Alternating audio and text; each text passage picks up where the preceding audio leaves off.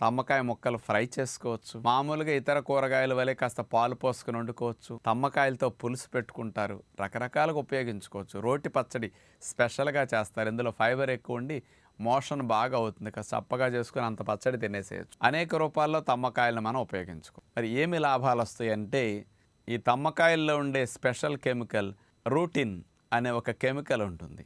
ఇదేం చేస్తుందంటే, పెద్ద ప్రేగులో కొంతమందికి క్యాన్సర్ వచ్చిన తర్వాత దాని యొక్క ప్యాచెస్ పడుతూ ఉంటాయి కదా, ఆ ఏరియా అంతా కూడా క్యాన్సర్ కణజాలం అంతా ఎఫెక్ట్ చేయటం వల్ల ఆ లెజెండ్స్ ఏ వస్తుంటాయి కదా, వాటన్నిటిని డైరెక్ట్గా నాశనం చేయటానికి, వాటిని తొలగించడానికి బాగా ఉపయోగపడుతుంది. అంటే క్యాన్సర్ సెల్స్ని కూడా మలం ప్రేగులో ఉండే వాటిని తొలగించడానికి బాగా ఉపయోగపడుతుందో పాటు, ఇందులో ఉండే ఒక మెయిన్ కెమికల్ బీటా ఎమైనో ప్రోపియోనైట్రైల్ అనే ఈ కెమికల్ స్పెషల్గా